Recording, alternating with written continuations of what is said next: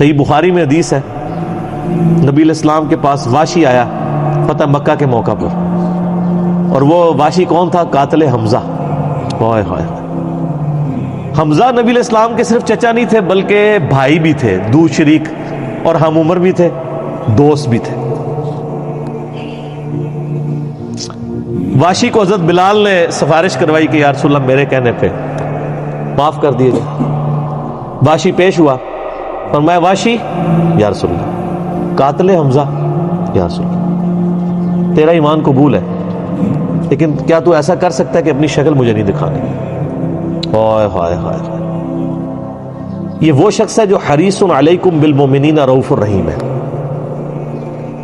لیکن چچا کے معاملے میں، اور وہ چچا ایسا نہیں جو صرف چچا ہی تھا، وہ دین کا مجاہد تھا، دین کے لیے کنٹریبیوشن تھی۔ اور فرمایا پوری زندگی پھر واشی سامنے نہیں آیا حضور کے، حالانکہ آپ کو تو اللہ نے گارنٹی دی ہے حریص علیکم بالمؤمنین رؤوف الرحیم، نبی علیہ السلام مومنین پر رؤوف بھی ہیں، رحیم بھی ہیں۔ اب میں تھوڑی سی انجینئرنگ کرتا ہوں کہ انسان کو اپنے چچا سے زیادہ محبت ہوتی ہے اپنی اولاد سے، مطلب اس پہ تو کوئی دوسری رائے نہیں ہے۔ جن جن کے بچے ہیں، میرے بھی اپنے بچے ہیں، آپ میں سے بھی اکثر لوگ شادی شدہ بیٹھے ہیں، آپ خود انالیسس کر لیں، بلکہ اولاد تو بعض کا انسان کو ماں باپ سے آگے ہو جاتی ہے۔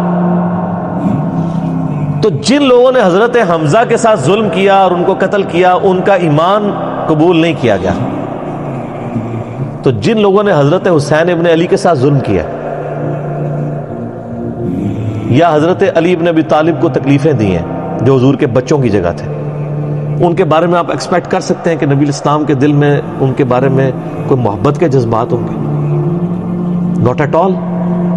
حتیٰ کہ آپ دیکھ لیں مسند احمد میں تواتر سے وہ حدیث نقل ہوئی ہے کہ ابن عباس کہتے ہیں کہ ایک دوپہر کے وقت میں نے خواب دیکھا اور میں گھبرا کے اٹھ گیا اس خواب کی وجہ سے۔ میں نے دیکھا کہ نبی علیہ السلام جو ہے وہ پرانگدہ حالت ہے، بال بکھرے ہوئے ہیں، جسم پہ گرد پڑی ہوئی ہے، ہاتھ میں خون کی ایک شیشی ہے، اور میں نے کہا یا رسول اللہ میرے ماں باپ قربان، آپ کی کیا حالت ہے؟ تو فرمایا کہ یہ حسین اور اس کے ساتھیوں کا خون ہے جو صبح سے میں کربلا میں سمیٹ رہا ہوں۔ اور یعنی ایک اللہ کی طرف سے دکھایا گیا یہ تشبیہ، یعنی ایک علیحدہ سے ایک محکمہ خواب کے محکمہ بالکل الگ سے، آپ مجھے خواب میں آئے تو آپ کو نہیں پتا ہوگا کہ آپ میرے خواب میں آئے ہیں، یہ اللہ تعالیٰ تمثیلاً دکھاتا ہے۔ اور نبی علیہ السلام کو خواب میں دیکھ رہا ہے کون؟ صحابی، تو وہ تو کنفرم ہے، بخاری مسلم میں حدیث ہے جس نے مجھے خواب میں دیکھا میری شکل میں شیطان نہیں آ سکتا، اور وہ شکل صحابی کو تو پتا تھی، اور صحابی بھی عام نہیں، عبداللہ ابن عباس کہتے ہیں میں گھبرا کے اٹھا، میں نے وقت اور تاریخ نوٹ کر لی اور دن بھی، کئی ہفتوں بعد پتہ چلا کہ اسی دن 10 محرم 61 ہجری میں حضرت حسین ابن علی کو شہید کیا گیا۔ تو حسین ابن علی کی وفات کے اوپر یہ ابن عباس کو خواب میں آنا، حضور صلی اللہ علیہ وسلم نے انڈیکیٹر دے دیا نا، اسی حدیث کو نقل کر کے اسماعیل دہلوی، جس کو دیوبند اور اہل حدیث جو اس وقت پریکٹیکلی یعنی ایک سمجھ لیں کہ یزید کے ٹھیکیدار بنے ہوئے ہیں اس کے دفاع کے اوپر، ان کے مشترکہ امام ہے اسماعیل دہلوی، شاہ ولی اللہ دہلوی کا پوتا، اس نے جو کتاب لکھی ہے نا تقویت الایمان، جس میں گستاخیاں بھی ہیں، وہ اس کتاب کے اندر ہم نے اس کا جے پی جی بھی لگایا تھا، اس میں اس نے لکھا ہے کہ اس حدیث سے پتہ چلا کہ نبی علیہ السلام وفات کے بعد بھی اللہ کی جنتوں میں حسین کے قتل کی وجہ سے غم زدہ ہیں، اور اس نے بھی لکھا یزید پلید لفظ لکھا، وہ اس پوری کتاب میں جہاں جہاں لفظ استعمال کرتے ہیں یزید پلید استعمال کرتے ہیں۔ تو بعد میں سعودیہ ایران ٹسل شروع ہوئی تو یہ یزید کی وکالت کرنی شروع کر دی۔ اہل حدیث تو خیر اس وقت ناسبیت اور یزیدیت کا جھنڈا اٹھائے ہوئے ہیں، دیوبند میں کم لوگ ہیں ایز کمپیئر ٹو اہل حدیث، اور بریلویوں میں تو بہت ہی کم ہیں۔ تو یہ میں آپ کو صرف ایک کمپیریزن بتا رہا ہوں کہ انسان کو اپنی اولاد سے جو محبت ہوتی ہے وہ تو آپ سوچ نہیں سکتے۔ ترمذی میں اور مسند احمد میں حدیث ہے، نبی علیہ السلام نے حضرت حسین کو اٹھایا ہوا ہے اور آپ فرماتے ہیں اللہ یہ میرے بیٹوں میں سے ایک بیٹا ہے، اے اللہ اس سے محبت کر جو اس سے محبت کرے، اس سے دشمنی رکھ جو اس سے دشمنی رکھے۔ ہم یہ پوچھتے ہیں کہ حسین سے دشمنی کس نے رکھی ہوئی ہے؟ ذرا پوائنٹ آؤٹ کریں نا، کیا یہ تھریٹیکل بات ہے؟ تھی نا دشمنی، آج تک ہے، اس زمانے میں بھی تھی، تو وہ ان لوگوں کو پھر ان کے ساتھ کیا معاملات ہوں گے؟ باقی واقعہ کربلا والا ریسرچ پیپر 5B پڑھ لیں تو آپ کو معاملات کلیئر ہو جائیں گے. تو یہ غل کے اوپر میں نے بات کی، اور اس کے اوپر بعض لوگوں جو ہیں وہ اس حدیث کے اندر تحریف بھی بعض لوگوں نے کی ہے، بعض لوگوں نے جان بوجھ کے کی ہے، بعض لوگوں نے انجانے کے اندر کی ہے. یہ روایت المستدرک الحاکم میں بھی موجود ہے اور صحیح سند کے ساتھ، اور المصنف ابن ابی شیبہ کے اندر بھی موجود ہے کہ مولا علی علیہ السلام جو ہیں وہ ان کے پاس حضرت طلحہ کا بیٹا آیا، عثمان ابن طلحہ. تو آپ اس کو جب ملتے ہوئے آپ نے نا سورہ حجر کی وہ آیت پڑھی کہ جو اہل ایمان کے دلوں میں ایک دوسرے کے بارے میں غل آ جائے گا نا، قیامت والے دن اللہ تعالیٰ ان کے دل سے وہ غل دور کر دے گا. پھر وہ جنت میں آمنے سامنے بیٹھے ہوئے ہوں گے، تختوں کے اوپر ٹیک لگائے ہوئے تکیوں کے اوپر. تو انہوں نے کہا کہ میں اللہ سے امید کرتا ہوں کہ یہ آیت میرے، طلحہ اور زبیر اور عثمان ابن عفان، ان 3 بندے اور چوتھا میں، یہ آیت ہمارے بارے میں ہے کہ اللہ تعالیٰ ہمارے دلوں میں جو ایک دوسرے کے لیے میل آ گیا قیامت والے دن وہ دور کر دے گا اور ہم ایک دوسرے سے راضی ہو جائیں گے.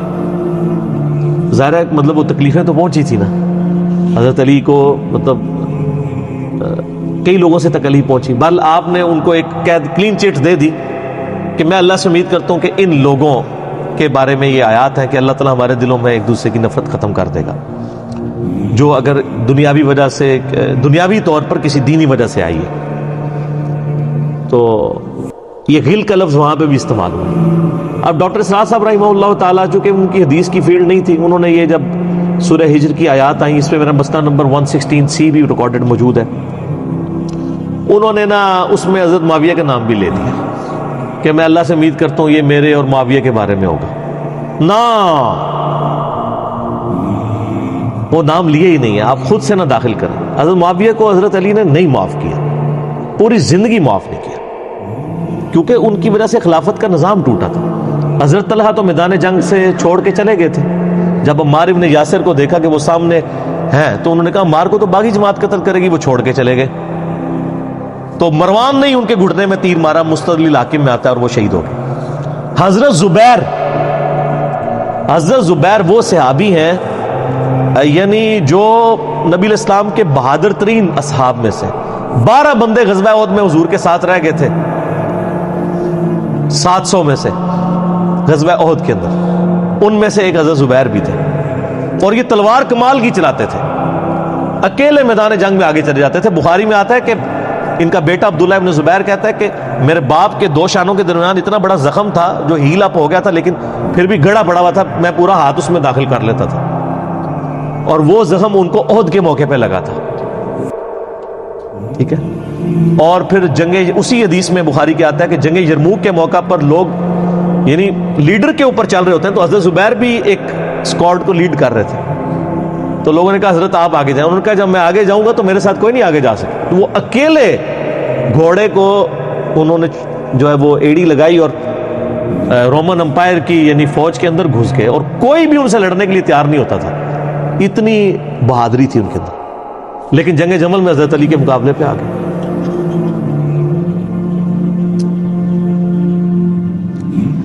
اس تکلیف کا کوئی اندازہ نہیں کر سکتا. حضرت حسن ابن علی نے بتایا مولا علی سے کہ بھئی حضرت زبیر آئے ہیں، تو حضرت علی نے کہا کہ رکو میں خود جاتا ہوں. گئے. کہا زبیر یاد ہے وہ دن جب نبی علیہ تم مجھ سے بڑا پیار کر رہے تھے؟ پھوپھی ذات تھے نا، نبی علیہ السلام کی پھوپھی کے بیٹے ہیں حضرت زبیر بن عوام رضی اللہ تعالیٰ. تو حضور نے تم سے ایک بات کہی تھی کہ تم علی سے اتنی محبت کرتے ہو، ایک دن آئے گا کہ تم تلوار لے کے علی کے خلاف کھڑے ہو جاؤ گے. تو تم نے کیا کہا تھا؟ یا رسول اللہ میں علی کے خلاف کھڑا ہوں گا؟ اور میں ہاں تم اس وقت ظالم ہو گئے. تو حضرت زبیر جو ہے وہ ان پہ غشی طاری ہو گئی. گھوڑے کو یعنی وہ حضرت علی کا پھر سامنا بھی نہیں کر سکے، میدان جنگ سے واپس چلے گئے. تو بعد میں حضرت علی کے فوجیوں میں سے ایک بندے نے جا کے پیچھے ان کو دھوکے سے قتل کر کے تو لا کے تو سر حضرت علی کے سامنے رکھا. تو حضرت علی نے کہا کہ زبیر کے قاتل کو میں دوزخ کی بشارت دیتا ہوں. کیونکہ زبیر جنتی تھا. تو وہ شخص پھر حضرت علی سے ناراض ہو گیا کہ ہم نے میں نے تجھے حکم دیا تھا، جب میں نے ان کو جانے دیا تو نے یہ کام کیوں کیا؟ تو وہ پھر خارجی ہو گیا. اور یعنی یہ وہ محبت تھی، وہ جہاں محبت تھی وہ نظر آتی تھی. ظاہر ہے کہ ایک بندے کی ایک غلطی سے اس کی پوری زندگی زیرو سے ملٹی پلائی نہیں ہو جاتی ہے. جس نے اتنا کچھ دین کے لیے کنٹریبیوٹ کیا ہو کبھی نہیں ہو سکتا ایسے. حضرت علی کو بھی اس بات کا پتہ تھا. بہرحال یعنی اللہ تعالیٰ ان سے راضی ہو، اسی لیے نبی علیہ السلام کی اس حدیث یعنی وہ حضرت علی کے اس قول کو حضرت علی فٹ کیا کرتے تھے حضرت زبیر، طلحہ اور حضرت عثمان ابن عفان پہ رضی اللہ تعالیٰ. باقی آپ میرا کربلا والا ریسرچ پیپر پڑھیں تو آپ کو پتہ چلے گا کہ کتنی یعنی مشکل وقت حضرت علی نے اپنی خلافت میں دیکھا ہے اس حوالے سے. یعنی مصنف ابن ابی شیبہ میں آپ کے مخالفین کی لاشیں بھی ہیں، ان پہ بھی حضرت علی گریہ کر رہے ہیں، ایک ایک کی لاش اٹھا کے اس کو صاف کر رہے ہیں. حضرت طلحہ کا بیٹا تھا محمد بن طلحہ، اس کی لاش دیکھی تو رو پڑے حضرت علی، حالانکہ وہ مخالفت میں لڑنے آیا ہوا تھا. پھر حضرت حسن سے کہا کاش میں جنگ جمل سے 20 سال پہلے ہی مر گیا ہوتا، میں یہ دن نہ دیکھتا. ایک ایسا شخص جس نے 8 سال کی عمر میں اسلام قبول کیا، جس نے اسلام کو 0 سے 3 براعظموں میں پھیلتے ہوئے دیکھا، اور اب اس کو بڑھاپے میں یہ دن دیکھنے پڑ رہے ہیں کہ اس کے سامنے اسلام کا شرازہ بکھر رہا ہے، کہ مسلمانوں سے لڑ رہے ہیں. ایک ایک جنگ میں 8-8 10 ہزار لوگ، جن میں مرنے والے صحابہ ہیں حضور کی تربیت یافتہ، جو ایک آواز کے اوپر حضور کی لبیک کہنے والے تھے، شیر و شکر تھے آپس میں. آپ اندازہ کر سکتے ہیں. اسی لیے حضرت علی جو ہیں وہ یعنی کوفے میں شہر سے باہر آپ کو پتہ ہے کنویں ہوا کرتے تھے، اکیلے جا کے کنویں پہ بیٹھ کے رویا کرتے تھے کہ اللہ اس امت کے ساتھ کیا ہو گیا. کوشش کرتے رہے، اینڈ رزلٹ یہ ہے کہ وہ خلافت کا نظام. اسی لیے مصنف ابن ابی شیبہ میں آتا ہے کہ آپ نے فجر اور عشاء کی نمازوں میں قنوت نازلہ پڑھی، اللہم علیک بمعاویہ و اشیاعہ، اے اللہ معاویہ اس کے شیعہ کو برباد کر، علی اور اس کے عمرو بن عاص اور اس کے شیعہ کو، ابا سلمی اور اس کے شیعہ کو، قیس اور اس کے شیعہ کو برباد کر. باقی احادیث میں آپ علیہ السلام نے جو بشارت کر دی تھی، سنن نسائی الکبریٰ کے اندر حدیث موجود ہے، حاکم کے اندر، کہ نبی علیہ السلام نے حضرت علی سے ایک دن فرمایا تھا، اے علی اگلی امتوں میں سب سے بڑا بدبخت وہ تھا جس نے قوم عاد کی اونٹنی کو قتل کیا اور اس کے بعد عذاب آ گیا. میری امت کا سب سے بڑا بدبخت وہ ہوگا جو تیرے سر کے خون سے تیری داڑھی کو رنگ دے گا. اور وہی ہوا ہے.